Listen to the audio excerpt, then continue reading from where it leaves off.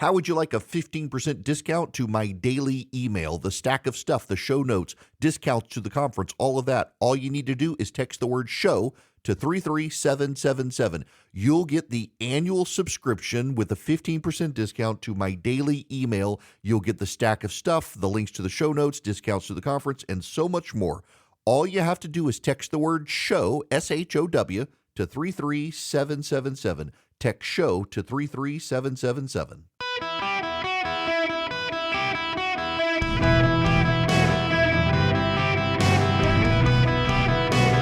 Welcome to the Eric Erickson Show podcast, Hour 2. Hello, America. Welcome. It's Eric Erickson here across the fruited plain. The phone number 877-973-7425. Really glad to have you with me today. We got to move into, well, the politics of the time.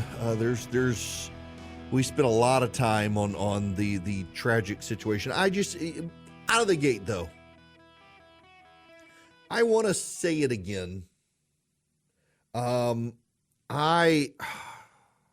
feel bad myself. I guess this is a confession of I feel bad having to dive into the politics of the matter with Laken Riley, because the reality is that this is somebody's daughter, somebody's granddaughter, somebody's niece, somebody's friend. She's dead, and they don't see or need to see or be dragged through the politics of it. They have someone to mourn, someone they're sad about losing. And I've always thought it was just crass to rush to the politics of it. And there are now several days past, but still, I don't like doing it. But you can't help but see the policy failures that led to this situation. It's so sad. And while we do talk about the politics of it, and while we do talk about the policies, I just do want to remind you that this is someone's daughter. And that matters more than the politics. That matters more than the policies. It actually matters more that you remember this girl as someone's daughter, and her parents are mourning that loss. I cannot imagine what it must be like to get that phone call. And we should not, in talking about the politics and the policies, we should not forget the humanity. We should not forget the family. And if you're the praying sort, perhaps you should pray for her family. It's just sad. And my gosh, I hate these sorts of stories. You know, I've got a daughter who's going off to college next year. She's staying close to home. We're making her move into the dorms. But, yeah, I mean, these sorts of stories think about my kids. And I wouldn't want them used as a political weapon or a political prop for other people if something happened to them. And so I get that and want to acknowledge that, and acknowledge to some degree my own level of hypocrisy or failure for having to talk about the politics and policy when a family just wants to mourn their daughter, and we should allow them to do that. Now, we got to talk about South Carolina. Democrats are rather giddy about what happened to Donald Trump in South Carolina because he won, but did not win as big as a lot of the late polls showed he would. I would tell you and tell Democrats what I've said all along is, please focus on the polling averages. Don't focus on the individual polls. The polling averages are vastly different from the individual polls. The polling averages do a better job. So, for example, Donald Trump's Real Clear Politics polling average had him winning South Carolina with 23.3% of the vote. Instead, he won with 20.3% of the vote. What is notable, there are a couple of things. One, and the chief one, is that in 2016 and 2020, pretty consistently, Donald Trump overperformed the polling average.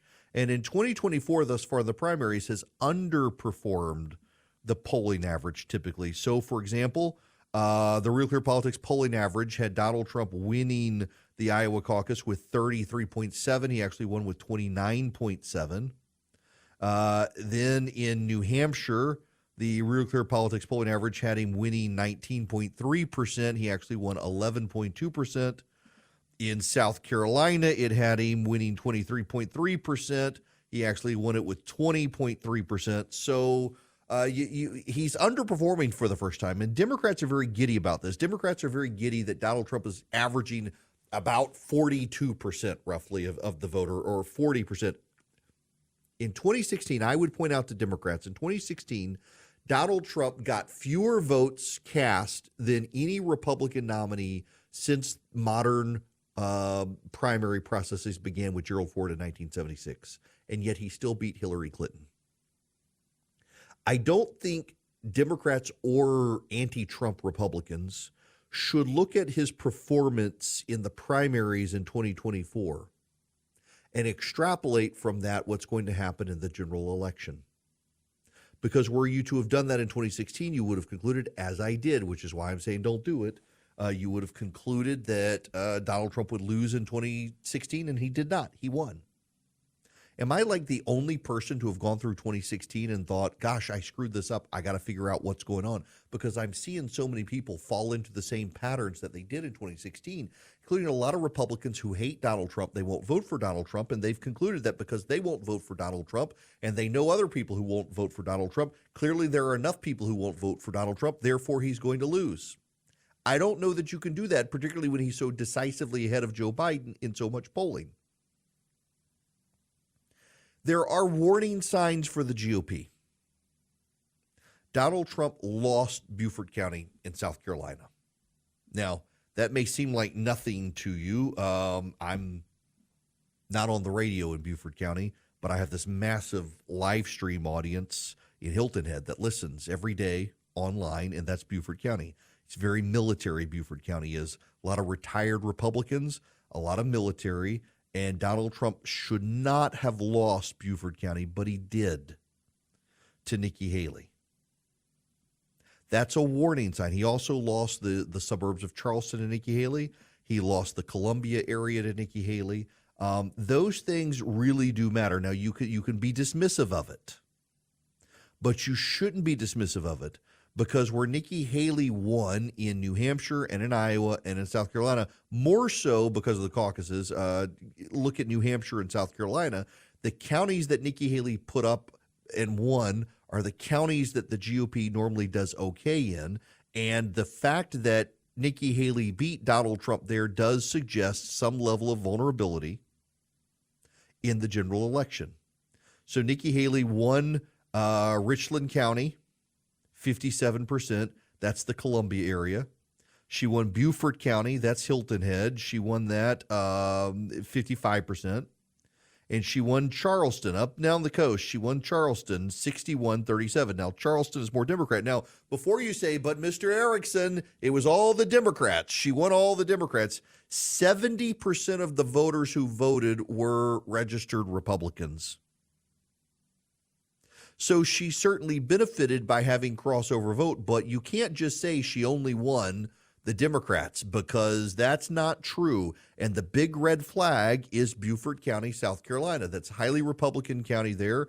It's the Hilton Head area. It's military, it's retirees, it's the Marines, and Trump lost it.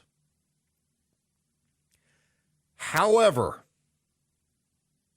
that extrapolation only goes so far. Because in 2016, Donald Trump didn't do very well in suburban areas, and he still beat Hillary Clinton. And the issue is going to be the fundamental personalities of 2024. Trump and Biden, you Republicans and Democrats both may hate me for saying this, but like on entitlements and things like that, Joe Biden and Donald Trump are not that far removed. Both are more protectionist than Nikki Haley. Both are more in favor of bringing back reimportation of domestic trade and manufacturing than Haley. Neither of them want to fix entitlements. They want to protect entitlements, things like that. And the big differences between the two are going to be on personality. The warning signs for Republicans are that, yeah, Trump is showing, even in the primaries, weakness among a set of Republican voters he may not be able to get back, and they will matter in the general election, particularly in suburban areas. But the warning sign for the Democrats is that the pattern that's shaping up for Trump and all the warning signs is an echo of 2016, and he beat Hillary Clinton despite those things. There's this real level of confidence among those who hate Donald Trump that he can't win in 2024. And I may not care for the guy, but I see a clear path to victory for Donald Trump in 2024 that his critics on the right and the left just refuse to want to acknowledge. Do I think that he is the underdog? Yeah, despite all the media narrative that as an incumbent of such unfavorable popularity, Joe Biden is the underdog and Trump has all the advantages. I don't think that's the case, because incumbency has advantages and money has advantages, and Joe Biden is the incumbent with a lot more money than Donald Trump. And so I do suspect that states like Nevada and Wisconsin and Pennsylvania and Michigan, that they will all trend ultimately to Joe Biden. But I also think Donald Trump has some real advantages, and they shouldn't be underestimated by anybody. Here's the thing. Let's take the swing states right now. The swing states right now are Nevada, Arizona, Wisconsin, Michigan, Pennsylvania, and Georgia. I think Donald Trump wins Georgia. I think Donald Trump wins Georgia because of Laken Riley, frankly. I think that the ramifications and the reverberations of her death and the failures at the border and progressive policies are going to impact the voter conscience in Georgia, and it gives Donald Trump an advantage. But right now, the Democrats are in charge of Wisconsin, Michigan, and Pennsylvania. They have a lot more money to spend, and if Joe Biden wins those, forget Nevada, forget Arizona, forget Georgia, that's 270 votes right there in the Electoral College, and that's all Joe Biden needs. So I still think the Electoral College map, to some degree, gives Joe Biden an advantage. But if I was a Democrat, I wouldn't be confident, because in the state polling that's coming out in Michigan, Donald Trump is still winning. Donald Trump is winning Michigan right now. If Donald Trump does pick up Georgia and Michigan, that's 266 Electoral College votes. He only needs 4 more to win, and he can get them in Nevada. He'd come out with 272. He can get them in Arizona, 283 if he also goes to Nevada. Who cares about Pennsylvania? There's a path for Donald Trump that the Democrats are getting too confident that he's so radioactive that nobody they know likes him. There's just no way forward for him to win. And when you're in a bubble, that is the case. When you're in a bubble, you become convinced that there's no way the other guy can win. John Heilemann was on MSNBC. Where's this audio? I want to play this. John Heilemann is a progressive, talking head, supposedly objective reporter. He's not. He's a liberal. He's on MSNBC. Listen to this conversation. Being correctly think about what are the concerns that the Biden campaign has going into a general election against Donald Trump. It's not so much these head-to-head polls. It's that they've seen their support among certain core constituencies slip, including non-white voters, dramatically. And at the core of that is a lot of black voters. And the Biden campaign comes back and says, hey, wait until the race is clear that Donald Trump is the nominee. When we get to the fall, and it's this binary choice between the two, the African-American community in America is going to remember that Donald Trump is an existential threat, and they are going to come home to us. How exactly is Donald Trump an existential threat to the black community when it is the Democratic policies that have increased crime in their communities and decreased job opportunities in their communities? And the polling shows this shift to Donald Trump, not necessarily to the GOP. The Democratic talking heads can get on television all they want and claim that black voters are locked in for the Democrats still. But if you paid attention to what happened to Donald Trump in 2016, 2020, and now headed into 2024 with the polling, there's a clear shift to Donald Trump in non-white communities. And it has to do with crime. It has to do with immigration. It has to do with jobs. That the Democrats are taking these voters for granted is just another sign they've got problems. I would not be so certain, if I was a Democrat, that Trump can't win in November. In fact, as someone who doesn't care for Trump, and does think he's the underdog because of Joe Biden's money and incumbency advantages, I still see a very clear path for Donald Trump in 2024, one that I didn't see for him in 2020. And the biggest path forward for Donald Trump is Joe Biden, because the more Joe Biden gets out there and exposes himself, the more voters realize this guy is unfit to be president. Hey, it's Emma Chamberlain. I designed these new glasses for Warby Parker, and I basically can't take them off. Like, I'm showering in them and sleeping in them. They're just that good. Go see them all at warbyparker.com. And you know what? Have a good day too. Okay? All right? Bye. Hello there. Welcome. It is Eric Erickson here. The phone number 877-973-7425. Should you wish to be on the program, you are more than happy to call in as long as you're on topic today. Y'all, I just punchline story here. Next Tuesday and Wednesday, your host will be missing, and your prayers are appreciated. I have to chaperone a group of 8th and 9th graders through Washington, D.C. Now, the punchline to all of this is that we're expecting a government shutdown on Monday. So everything's going to be closed. Or you know how the Democrats operate in a government shutdown. They shut down all the parks. They shut down the museums. They shut everything down. So we're not going to be able to go see anything if they operate by standard procedure. We won't be able to get into the monuments even. They'll block that. It could be a miserable, I mean, it's going to be a miserable experience anyway. Let's be honest here. It's a bunch of 8th and 9th grades on a bus trip to D.C. Now, that being said, I'm also your host, and I do have security issues when I go to D.C., so I get to stay at a nicer hotel, and my kid and I are flying. We're not going to take the bus trip. I've got to be up there. I'll do my show from Washington on Monday, and then we're on like a 6 a.m. flight back to Atlanta on Thursday, so I'll be in studio doing my show next Thursday.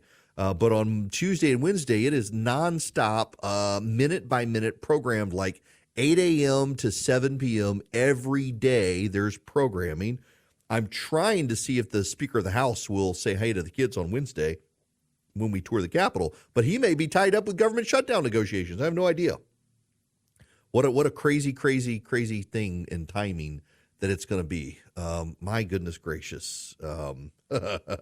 Prayers are appreciated. At least I get a nice hotel. Folks, so many people I know are disheartened that the country seems to have forgotten the importance of citizenship. They wonder how a strong sense of citizenship might be revived. My friends at Hillsdale College have produced a free online course on the topic, American Citizenship and Its Decline. It's taught by historian Victor Davis Hanson. Yes, that Victor Davis Hanson. The course traces the history of citizenship. It explains how it's undermined in America today by open borders, by identity politics, by the administrative state, and by globalization. Americans taking the course get a deeper insight into the connection between citizenship and freedom, an insight they can share with their family members, their friends, their neighbors. Hillsdale's free online courses are an important component of Hillsdale's mission to reach and teach increasing millions of people on behalf of liberty and the American way of life. You don't actually have to go to Hillsdale like a monastery for the conservative mind. You can actually get their online courses and learn from the stewards of American constitutionalism at Hillsdale College. Sign up today for Hillsdale's free online course, American Citizenship and Its Decline. Go to ericforhillsdale.com today. That's Eric, E-R-I-C-K, for Hillsdale.com. Start your free course today at ericforhillsdale.com with Victor Davis Hanson, y'all. Hello and welcome. It is Eric Erickson here across the nation. The phone number 877-973-7425. I want to go take a phone call real quick. Ava is calling. Welcome to the show. How are you? I'm doing well, thank you. How are you? Great. I just have a comment. I am a resident of Oconee County, Georgia, right outside of Athens.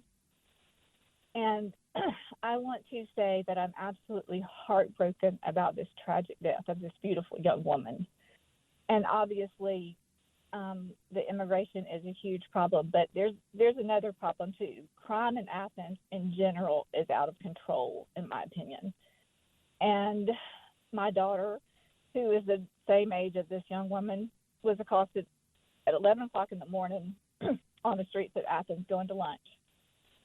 Just non-provoked, nothing. In my opinion, The DA, Gonzalez, has been an epic failure. And the citizens of Georgia, we have to do a better job protecting our children. This is just, it's just heartbreaking. It's just heartbreaking. And that's my comment. Well, first of all, thanks for calling. And second, I have a number of friends whose kids at University of Georgia have been victims of crime in the last year or two. It really, crime there has really escalated. It used to be when I was in college and law school and even going to football games and the like up there, you didn't feel unsafe in the downtown area, the Broad Street area stuff. And now I know so many people who've been victims of crime there in just the last couple of years. And my kid wanted to go. She looked at Georgia Tech. She really wanted to go to Tech. She had some terrible experiences there, decided not to. She started looking at the University of Georgia. But she knows so many kids from her school who are there now in college who feel unsafe. She decided she didn't want to go. So I'm fortunate she's decided to stay close to us and go to my alma mater. But at the same time, the stories she's heard were deterrents to her wanting to go to the University of Georgia. She did not want to stay local. She wanted to go somewhere. And UGA has a fine engineering program. Don't shoot me, Georgia Tech people. Don't shoot me. But they do. And Athens has been a nice place. But this has been a choice of the voters there, particularly the white progressives who have turned it into a progressive enclave. They have voted for this. And unfortunately for people like Ava and her family in Oconee County, which is tied into that judicial circuit, they're dragged down by it. And the only thing that will change it really is the voters. The voters have got to change this. And the voters at Athens, Clark County, it should be a wake-up call for them that their laxity in wanting to have criminal enforcement, their promotion of what they consider the intersectionally woke victims and the oppressed, well, a girl is dead because of the policies that the people of Athens voted to put into place through the politicians they put in place. And that may be too crass or blunt for you, but it's the God's honest truth. The voters in Clark County are the ones who voted to put Deborah Gonzalez in place. The voters in Clark County are the ones who voted to put in place a mayor and county commission that have elevated sanctuary city status in defiance of state law. They're the ones who ultimately did this, and sadly, it's someone else's daughter, a family that's not from there, that didn't vote for their policies. Their daughter is dead because of those policies. They're paying the price for the voters. And too many college kids who show up at the University of Georgia, who don't live there, who don't vote there, they pay the price, and they're victims of crime. And that's just that's real world blunt talk for you people in Clark County. Y'all voted for these people who did this. Y'all voted for these people who put these things in place, these policies. Y'all voted for the people who turned a blind eye and didn't enforce arrest warrants and didn't prosecute the law and didn't aggressively crack down. Y'all voted for it. You have an opportunity this year to change your minds and vote otherwise. But it's ultimately on the voters who vote. We get the government we vote for. We get the government we vote for. And those of us who don't vote for it, well, we're stuck with the majority because as much as we say we're a republic, not a democracy, this is the democratic element of the American republic, that the minority are stuck with the majority's vote decisions. And it's unfortunate. Now, this was not a story in my show prep, but it has hit the wires and I need to talk about it.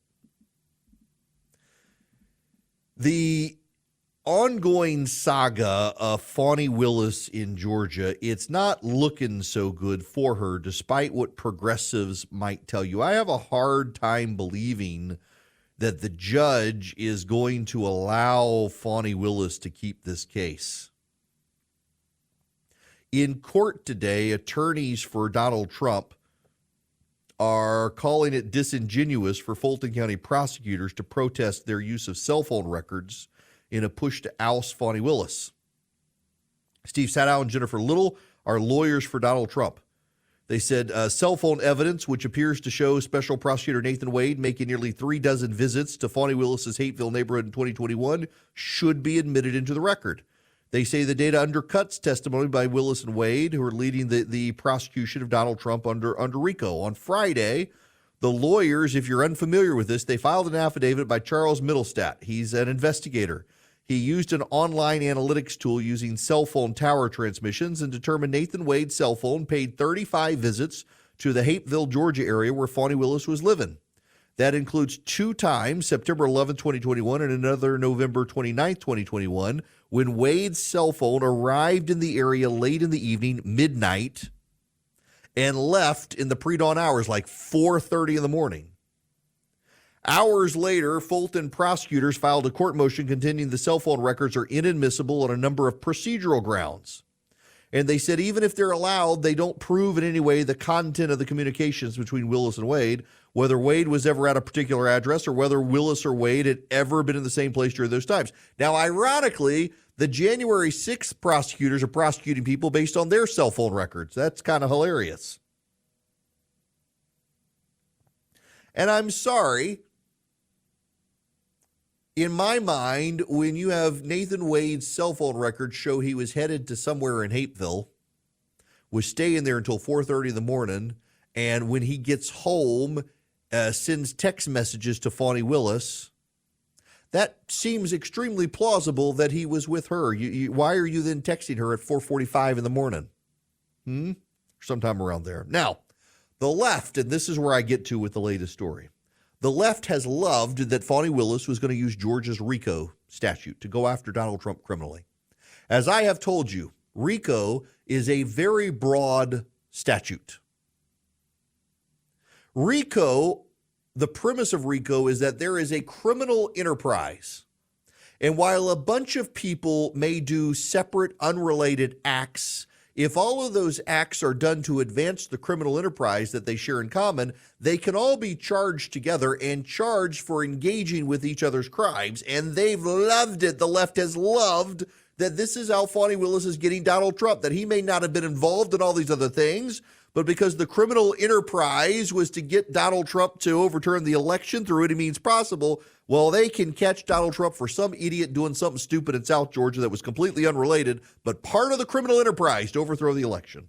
They loved it. Well, they hate RICO now. The New York Times has this big lament about RICO and the Stop Cop City movement. And they highlight the poor case of Timothy Bilodeau, 26 years old. He's going to be charged under RICO. He's from Boston.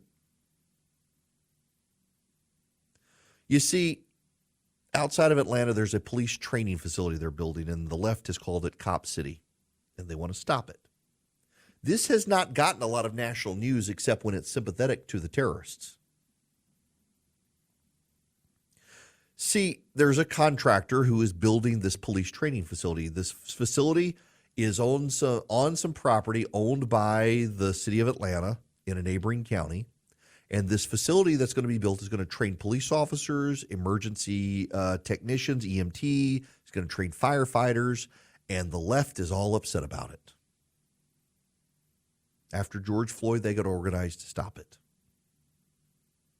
For Timothy Bilodeau, 26 years old, who had flown in from Boston, the fight that began in 2021 has gained new urgency after state troopers killed a protester in a shootout in the forest weeks earlier that also wounded an officer. The Antifa protester shot a police officer. The police officers opened fire and killed the protester. On the day Mr. Bilodeau headed in, there was another fiery confrontation. A crowd marched to the development site where some protesters threw fireworks and Molotov cocktails, setting equipment ablaze. The police arrested nearly 24 protesters, including Mr. Bilodeau. As Mr. Bilodeau saw it, he was taking a principled stand against the destruction of the forest. The prosecutors have charged him and 22 others with domestic terrorism, and all 42 people involved in the demonstrations against the police training facility have been charged under Georgia's domestic terrorism law, making for one of the largest cases of its kind in the country on a charge that is rarely prosecuted. Not only that, they're charging him under RICO.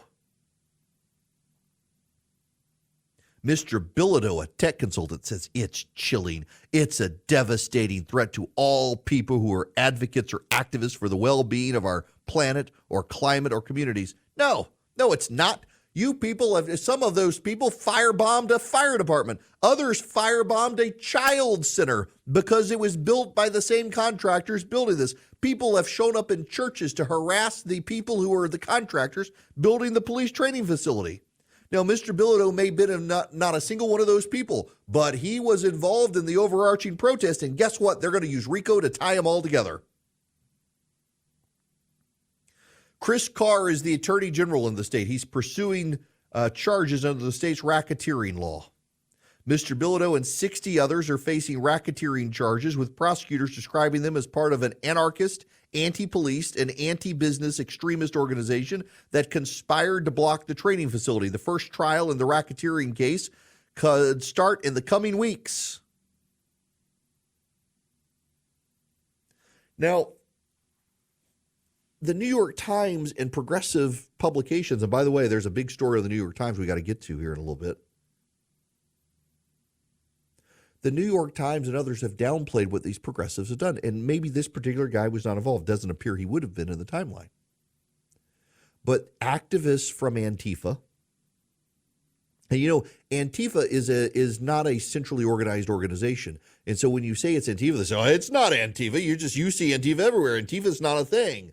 All these groups and all these individuals operate through a very loose network with a common goal of stopping the construction of this facility. They have literally, some of these people, shown up in a church and harassed the church because employees of the construction company go to those churches. They have firebombed a fire department. They have firebombed a youth facility. They have firebombed corporate offices. All of them related to the contractor building. They have harassed. They have protested violently. They have fired shots at police officers. I have no sympathy for any of them. They claim to be victims.